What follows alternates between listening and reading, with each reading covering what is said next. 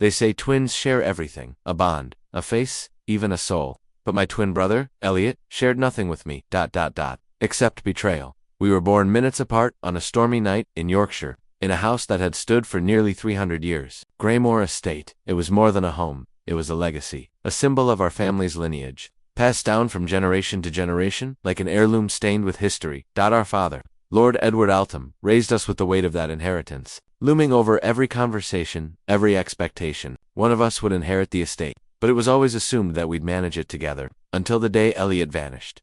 The vanishing we were 26 when he disappeared. No note, no goodbye, just silence.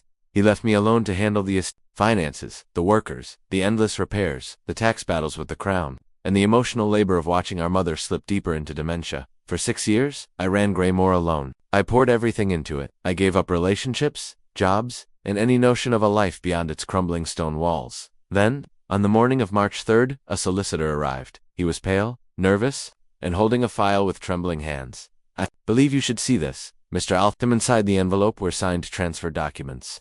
The entire estate, the land, the house, the assets had been reassigned to Elliot. Stamped, verified, legal, and worst of all, dated 2 weeks ago. The betrayal he had returned, not to me, not to our mother, not to apologize, but to take. The documents were ironclad. It turned out that our father, in his final days, had rewritten the will, allegedly under Elliot's influence. The signature matched, the witnesses were paid, and the court accepted it. I tried to fight it. Hired lawyers, called in favors, even dug through old family archives to find anything I could use to contest the transfer. But the law is rarely interested in fairness, only in what can be proven, and Elliot had beaten me there, too. The return I saw him for the first time in years. 2 weeks later, he came strolling up the driveway like he never left. Same lazy smirk, same designer suit, same charming poison in his voice. Ah, so this is how the prodigal son is welcomed. No confetti. I didn't punch him, though I wanted to. You stole it, Elliot. He shrugged. I took back what was mine. I am the firstborn. By 7 minutes, 7 years. What's the difference? I looked around. The estate was ours. It had always been ours. But now it felt like a corpse, and he was the crow that came to pick at it. The offer, then came the twist. 1 week later, he called me to the manor. The grand hall was dusty, empty, echoing with ghosts of the past. Elliot was standing in front of our father's fireplace, holding a tumbler of scotch, staring into the flames. I made a mistake, he said. Not turning around, I said nothing. I thought I could handle it alone. The taxes, the upkeep, but pressure. But this place, it's a monster. It eats you. I scoffed. He turned slowly, and for the first time, his eyes weren't smugged, they were haunted. I need you. I stared at him. My brother, my traitor. You don't get to say that. He dropped to his knees. His voice broke. Please, Noah, help me. Forgive me, or Graymore will die with both of us. The grand hall smelled of dust and burnt wood, and the fading light through the stained glass windows painted long shadows on the cracked marble floor. Elliot's apology still hung in the air, fragile, but genuine. I was torn between years of anger and the desperate weight of our shared bloodline. Unearthing the past, Graymore was not just a crumbling manor. It was a labyrinth of secrets, hidden compartments, ancient family portraits with eyes that seemed to follow, and a cellar rumored to contain forbidden relics. Despite my resentment, I agreed to work with Elliot, because if this estate was to survive, we needed more than money. We needed answers. Together, we began to explore the manor's dusty archives, old ledgers, letters, and maps dating back centuries. One document caught my eye, a brittle journal, belonging to our great-grandfather, Lord Eltham Ivy. It described a hidden vault beneath the estate, a vault said to contain the heart of Graymore, something that could secure the estate's future, or destroy it. The discovery: we descended into the damp cellar one night, lanterns flickering against the stone walls. At the far end, behind a false wall, we found an iron door sealed with rusted chains. The lock was broken, as if someone wanted. It opened. Inside, we uncovered a safe filled with old deeds, gold coins, and a curious, intricately carved wooden box. Elliot pried it open. Inside was a faded letter written in a trembling hand. To those who seek to claim Graymore by blood, or by greed, beware the curse that guards this land. Only the true heir, who understands sacrifice, may inherit the soul of this estate. Bekersai laughed it off. Elliot frowned, but neither of us was ready to believe in curses. Yet strange things began to happen. At night, footsteps echoed through empty halls.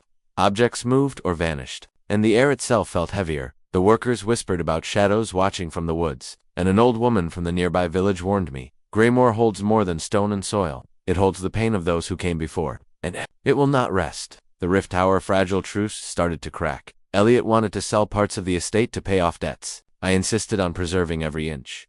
Arguments erupted, often bitter, sometimes violent. One night, after a particularly harsh fight, Elliot stormed out, slamming the door behind him. Later, I found a note slipped under my study door. You don't own Graymore anymore. You never did. I'll prove it. Meet me by the old chapel at midnight. The midnight meeting. I arrived, heart pounding, the moonlight casting eerie shapes over the ruined chapel. Elliot waited, holding a thick, leather-bound book. He opened it to reveal a series of documents, deeds, contracts, and correspondence, proving a secret alliance between our father and a mysterious syndicate. He gambled with Graymore. Noah sold us to the highest bidder. I stared at the pages, disbelief mixing with rage. Why didn't you tell me? Because I didn't know, until now. He looked me in the eye. We're not just fighting over land anymore. We're fighting for the soul of our family. The weight of history. The Graymore estate was a sleeping giant, but beneath its crumbling facade, the past was alive and restless. As Elliot and I pored over ancient ledgers and brittle letters, a darker truth began to surface. Our family's fortune was built not just on hard work, but on secrets, lies, and betrayals buried deep in the soil beneath us. The deeds we found were only the beginning. A hidden diary. Late one night, unable to sleep, I ventured into the old library. Drawn by a whisper of curiosity, behind a row of faded books, I found a hidden panel. Inside was a leather-bound diary, worn with age and stained by time. It belonged to Alina Elptum, our great-great-grandmother, a woman erased from family histories. Her words were raw and desperate. She wrote about forbidden love, a marriage shattered by greed, and a secret child hidden away to protect the family name. But the last entry chilled me. If this is discovered, all will be lost. The estate will bleed.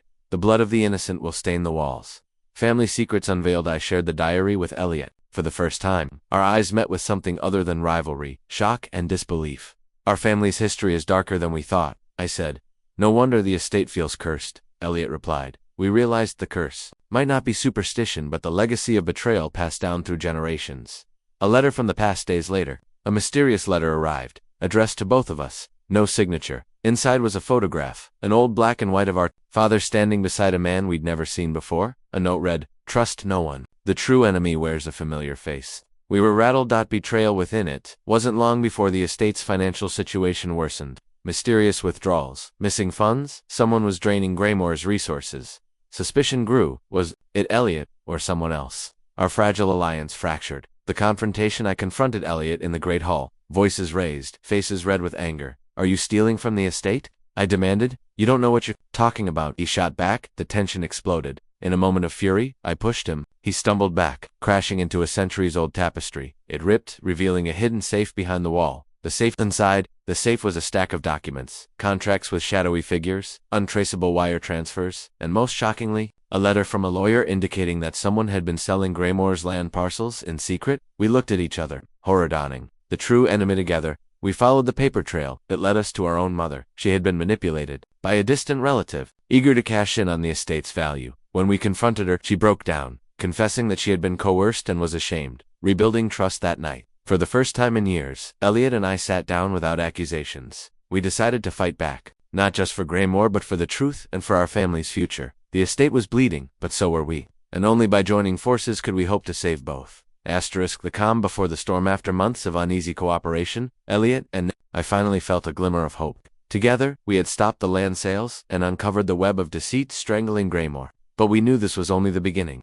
The estate's shadows were far deeper and darker than we imagined. The night was cold, the wind whispering through the broken windows of the manor. Our mother's frail figure rested in her room upstairs, unaware of the battle unfolding below. A mysterious visitor. It was just past midnight when the sharp knock echoed through the hall. Elliot opened the door to reveal a tall man in a tailored suit, face obscured by a wide-brimmed hat. I'm here on behalf of the family, the man said, voice smooth but cold. He handed us an envelope sealed with an old family crest, one neither of us recognized. Inside was a letter. The estate's legacy is in peril. There are forces beyond your knowledge pulling strings, forces that will stop at nothing to claim what's theirs. Beware the wolf in sheep's clothing.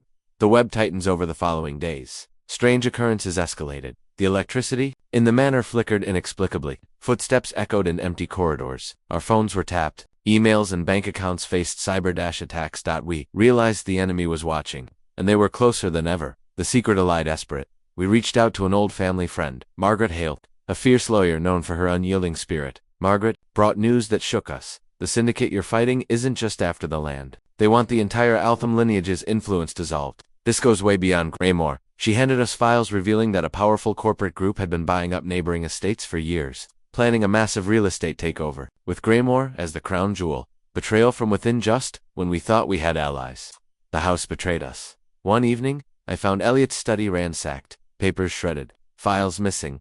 A note was left behind, scrawled in messy handwriting. Trust no one, not even your brother. Elliot and I locked eyes. Suspicion crept back between us. A fractured bond of pressure tore us apart again. We argued bitterly. Maybe this whole thing was your plan all along, to ruin me and take it back, I shouted. You're insane, Elliot snapped. I've risked everything to save this place. Days passed without speaking. The final clue, in a rare moment of solitude, I discovered an old portrait in the attic. Our great-grandfather, standing beside a man whose face was scratched out. Tucked behind the frame was a hidden envelope. Inside, a faded letter revealed the darkest secret yet. To save the family, sacrifices must be made, even if it means turning brother against brother. Revelations and resolve. Elliot found me there, holding the letter. No words needed. We understood then the curse wasn't just history, it was alive, bleeding into us. We made a pact. No more secrets, no more lies. Together, we would face the shadows, or lose everything. The night of Recanias, a storm-battered Greymore. We prepared for what would come. Doors were bolted, window sealed. We awaited our unseen enemies. Suddenly, the power cut. Darkness swallowed the manor. In the distance,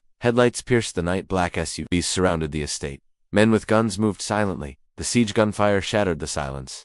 Elliot and I fought back with everything we had. Old rifles from the armory, knives, even broken glass. The battle was brutal, raw. We were fighting not just for land, but for our family's soul. The unexpected savior when all seemed lost. Margaret and a group of allies burst in, local militia and loyal workers who had sworn to protect Greymore. The attackers fled, but the damage was done. Aftermath. The manor lay in ruins, but so did the walls between us. Elliot and I stood amid the wreckage, bloodied but unbroken. We're in this together now, he said quietly. For better or worse, I replied. A new beginning. The dawn broke over Greymore. Birds sang. The curse might linger, but so would we, together, rebuilding, as brothers. The dawn after the siege at Greymore had left the estate scarred, walls cracked, windows shattered, and the air thick with dust and smoke. But amidst the destruction, a strange calm settled over the manor. Elliot and I stood side by side in the great hall, surveying the damage. Despite the physical ruin, something deeper had shifted. A fragile trust was beginning to root itself between us. It was in that moment I noticed a small, weathered box tucked beneath the rubble near the broken fireplace. The kind of box you might overlook, but one that seemed to hum with silent importance. I pulled it out carefully, brushing away layers of soot. It was old, ornate, and locked tight. With a key I found hanging on a rusted nail nearby, I opened it. Inside lay a stack of brittle letters and faded photographs, artifacts from a time before either of us were born. The handwriting was unmistakably our great-grandfather's, Lord Altham Thor, the same man whose diary we had uncovered weeks before. The letters that changed everything. The letters were addressed to a mysterious woman named M. Their tone, intimate, tender, yet laced with urgency. They spoke of a secret pact between the Altham family and a powerful consortium of landowners, intent on monopolizing the entire region. Our great-grandfather had resisted, warning of dire consequences. If the pact was broken, he wrote of a hidden treasure, a collection of priceless artifacts and documents concealed somewhere within the estate. This treasure, he claimed, was the key to reclaiming the family's honor and securing their legacy. But the last letter was a chilling warning. If these words ever reach you, it means the enemy is closer than we feared. Guard the heart of Greymore with your life. Trust no one, not even those who claim your blood. Shadows stirring, the discovery sent a shiver down my spine. I shared the letters with Elliot immediately. His eyes darkened as he read. This explains the attacks, he said grimly. They aren't just after the land or money. They want the treasure. They want to erase us. We agreed to keep the letters hidden for now, fearing that word might reach those watching us from the shadows. Secrets in the cellar driven by the promise of the treasure. We descended once again into the estate's bowels. The cellar, damp and oppressive, held countless hidden chambers. Guided by the descriptions in the letters, we searched for any clue. Hours passed in near silence, broken only by the occasional drip of water. At last, beneath a loose stone, we uncovered a small iron chest. The lock was intricate, bearing the same crest as the envelope from the mysterious visitor weeks ago. With trembling hands, Elliot opened it. Inside were old coins, jeweled artifacts, and documents. Deeds to lands we never knew belonged to the family. Unearthing family legacy. Among the documents was a map hand-drawn and marked with strange symbols. It showed the estate and the surrounding forests, but indicated a secret location deep within the woods, the heart of ground. Our curiosity became obsession. Fractures reemerged, but the treasure brought with it new challenges. As we planned our next move, tensions between Elliot and me flared again. Old wounds reopened. Years of betrayal and suspicion whispered between us like ghosts. One evening, after a heated argument over the treasure's fate, Elliot slammed the door and stormed out. A warning in the night. That night, a shadowy figure slipped an envelope under my door. Inside was a single note. The past, is never buried. The future belongs to those who survive the darkness. Beware the family. I was left with more questions than answers, then an uneasy alliance despite the warning. We had no choice but to join forces. The estate was under siege not only by outsiders but by the ghosts of our past. Together, Elliot and I vowed to uncover the secrets of Greymore, no matter what the cost. The echoes of the past had awoken, and the true battle for the family's legacy was only just beginning. Asterisk, the tension at Greymore was thicker than the morning fog that clung to the estate's ancient stone walls. After uncovering the letters and the treasure map, Elliot and I thought we had a plan, but what we didn't realize was that the true enemy was no longer just lurking outside, it was already inside. Whispers in the hallways, strange things, began happening in the days that followed. A vase shattered in the middle of the night. A lantern went missing, locked doors found wide open. Footsteps echoed when no one else was supposed to be awake. The workers grew uneasy, exchanging worried glances. Even Margaret, our trusted ally, admitted she felt eyes watching her every move. Paranoia sets in at first. Elliot and I suspected each other. Old wounds reopened. Late-night confrontations became frequent. Maybe you're the one sabotaging everything, I accused, voice trembling with exhaustion. That's ridiculous. I'm trying to save this place. Elliot shot back, eyes blazing. The silent saboteur determined to get to the bottom of the mystery. We set traps, hidden cameras, and noise alarms new to the manor but desperately needed. The cameras captured shadowy figures, slipping through corridors, but each time, the intruder vanished before we could confront them. A betrayal revealed the break came when Margaret found a hidden room behind the library, a cramped, dust-filled chamber filled with monitors, wires, and strange equipment. Inside was the unmistakable figure of our childhood friend Caleb. He looked up, surprise flashing across his face. "You don't understand?" he said, voice pleading. Caleb's confession. Caleb had been hired by an anonymous benefactor to spy on us. His loyalty had been tested by greed and desperation. "They promised me money, and safety," he explained. "But the longer I stayed, the more I saw. This isn't just about land or treasure. They want to break you, to destroy everything you are." The enemy's true plan. Caleb revealed a sinister plot. The corporate syndicate, the shadowy group behind the attacks, planned to claim Greymore by force. Physically and financially, they had infiltrated local government, bribed officials, and spread rumors to devalue the estate. If we didn't act fast, Greymore would be lost forever. Renewed resolve despite Caleb's betrayal, Elliot and I realized we couldn't afford to turn on each other. Our fight was bigger than personal grudges. We had to unite or lose everything. Preparing for war, we began fortifying the manor, installing security systems, and recruiting loyal workers as defenders.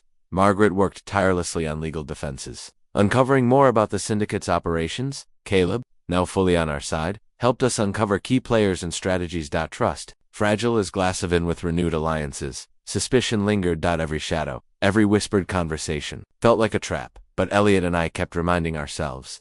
Trust was the only weapon we had left. The calm before the storm as winter crept in. So did a tense quiet over Greymore. But we all knew, the enemy was preparing to strike again. And when they did, there would be no turning back. The hidden enemy had revealed itself, and the battle for Greymore's soul was about to reach a terrifying new level. Asterisk. The biting winter winds howled through the trees surrounding Greymore, as Elliot and I stood on the battlements, watching shadows move through the estate's fog-laden grounds. The calm that had settled was a fragile mask. Beneath it, the storm was gathering. The enemy was coming, and this time, they weren't sending words or threats. They were sending soldiers. The night of the attack, it was just past midnight when the estate's silence shattered. Explosions rocked the eastern wing. Fire erupted, licking the walls with hungry flames. Screams echoed through the night. Elliot and I sprang into action. We rallied the workers. The militia, Margaret, had helped organize and prepared to defend what was ours. Chaos in the halls, gunfire cracked through the manor's corridors. We moved from room to room, barricading doors, helping the injured, and trying to keep the attackers at bay. The battle was brutal, raw, a savage test of wills and strength. Brother against brother amid the chaos. A chilling sight froze me in place. One of the attackers wore a mask, but the stance, the voice, the eyes, it was Damien, a distant cousin whose envy for our inheritance had long been whispered about in family circles. He lunged at Elliot. Without hesitation, I intervened, tackling Damien to the floor. Blood and betrayal. The fight was fierce. Blood spilled. Damien whispered venom in my ear. "You think you're the rightful heir? This estate was lost the day your father made his deals." His words cut deeper than any blade. The turning point, despite the odds. We managed to repel the attackers, who retreated into the night, but the damage was done. The eastern wing was gutted. Lost and resolve among the ruins, we found the body of an old caretaker, loyal to the estate and family. His sacrifice ignited something in us, a fury to protect what remained. Rebuilding bonds. Elliot and I, bloodied and exhausted, sat amid the rubble. For the first time since this nightmare began, We spoke not as rivals, but as brothers. We survived this together, Elliot said quietly. No more betrayals. I agreed. The war within, but, even as we prepared for the next battle, a storm brewed inside. Trust was fragile. Old wounds refused to heal. A new ally emerges in the aftermath. A stranger arrived, a historian named Sophia Crane, who claimed to know the secrets of the Althem family. Her knowledge hinted at truths that could change everything. If we could trust her, the next chapter as snow began to fall softly on the battered estate, the battle for Greymore was far from over. But with every scar and every loss, we were forging something stronger. A legacy not just of land, but of blood and brotherhood. The courtroom was cold and sterile, a stark contrast to the warmth and chaos of Greymore. Elliot and I sat side by side, faces grim, preparing for the legal battle that would decide our family's fate. The battle for Greymore had moved from the shadows of the estate to the glaring spotlight of justice. The opening arguments, our lawyer, Margaret Hale, was a force to be reckoned with. With steely determination, she laid out the case, evidence of forged documents, manipulated wills, and the hidden alliance between our father and the syndicate. The opposition fought back fiercely, attempting to discredit our claims and paint us as greedy heirs fighting over nothing. Secrets on trial. As the trial unfolded, buried family secrets spilled into the public eye. The judge listened as we revealed the treasure map, the hidden vault, and the long history of deception that had led us here. The courtroom gasped when Sophia Crane, the historian, testified about the family's dark past, forbidden marriages, secret children, and betrayals that echoed through generations. The unexpected twist just when victory seemed within reach. The opposition dropped a bombshell. New evidence surfaced, a letter, signed by our father, explicitly granting the estate to Elliot alone, dated years before the contested will. The court was stunned, doubt, and division. The letter shook the foundations of our case. Elliot looked torn, caught between his legal right and the truth he knew. I felt a cold emptiness. Was I fighting for a dream that never belonged to me? The judge's verdict. After days of deliberation, the judge made a ruling. The estate would remain under Elliot's name, but with strict conditions. Elliot was required to share management with me, ensuring both our voices guided Greymore's future. Fragile peace. The verdict was bittersweet. Legally, Elliot won, but morally, the fight was far from over. Rebuilding and reconciliation. Elliot and I returned to Greymore, weary but resolved. We began working on healing the fractures, not just in the estate, but in ourselves. Sophia's revelation in private. Sophia shared a startling discovery. Hidden in a family crypt was a letter written by our mother that could change everything. The letter hinted at a truth our father had kept hidden, a secret that could redefine our family legacy forever. The weight of truth. The past was still alive, and it demanded to be reckoned with. The heavy weight of the court's verdict still hung over Greymore,